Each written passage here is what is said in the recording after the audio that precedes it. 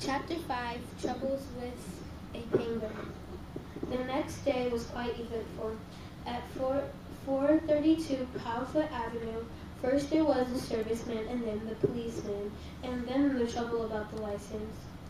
Captain Cook was in the children's room watching Jane and Billy put together a jigsaw puzzle on the floor.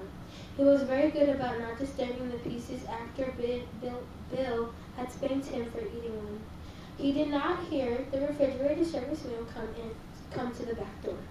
Mrs. Popper had gone marketing for canned shrimps for the penguin, so that meant that Mr. Popper was alone in the kitchen to explain to the serviceman what he wanted done to the refrigerator. The serviceman put his tool bag down on the kitchen floor, looked at the refrigerator, and then at Mr. Popper, who, to tell the truth, had not shaved yet and was not very tidy. Mister, he said, you don't need no ventilating holes in the door, at their door. It's my icebox, and I want some holes bored in the door, said Mr. Popper. They argued about it for quite a while. Mr. Popper knew that to get the serviceman what to do what he wanted, all he had to do was explain what he was going to keep a live penguin in the icebox, and that he wanted his pet to have plenty of fresh air, even though the door was closed all night. He felt a little stubborn explaining how, ever. He didn't want to discuss Captain Cook with the unsympathetic serviceman, who was already staring at Mr. Popper as if he thought Mr. Popper was not quite right in his head. Come on, do what I said Mr. Popper. I'm paying you for it. With what? Asked the serviceman. Mr. Popper gave him a $5 bill. It made him a little sad to think how many beans it would have bought for Mrs. Popper and the children. The serviceman examined the bill carefully, as if he didn't trust Mr. Popper too much. But at last he put it in his pocket, took a drill from his tool bag, and made 5 small holes in a neat pattern on the refrigerator door. Now, said Mr. Popper, don't give up. Wait a minute, there's one more thing.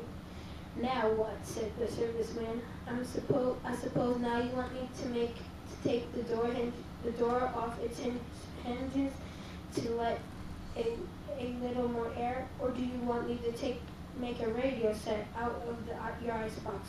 Don't get funny, said Mr. Popper indignantly. That is no way to talk. Believe it or not, I know what I'm doing. I mean, having you do. I want you to fix an extra handle on the inside of the box so that it can be opened from the inside of the box. That, said the serviceman, is a fine idea. You want an extra handle on the inside? Sure. He picked up his tool bag. Aren't you going to do it for me?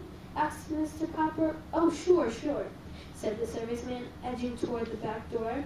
Mr. Popper saw that for all his words of agreement, the serviceman had no intention of putting on an inside handle. I thought you were a serviceman, he said. I am. That's the first sensible thing you said yet. You're a fine kind of a serviceman if you don't even know how to put an extra handle on the inside of an icebox door. Oh, I don't know how.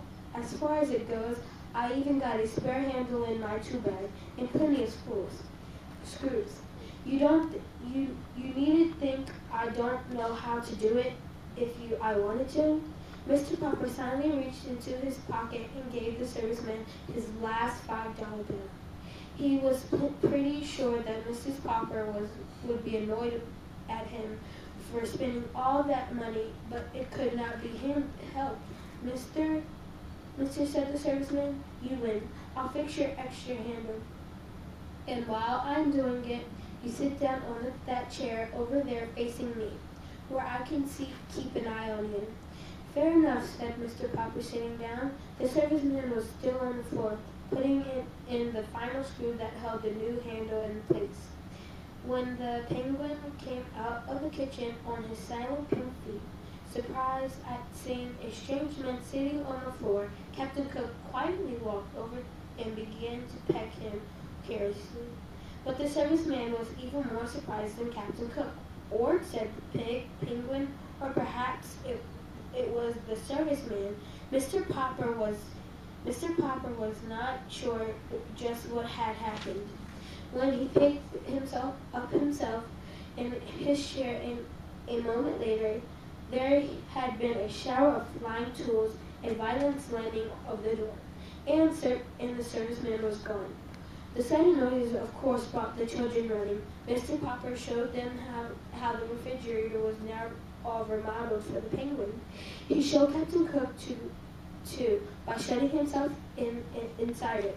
The penguin at once noticed the shiny new inside handle and bit it, of course, for his curiosity. The door opened, and Captain Cook jumped out.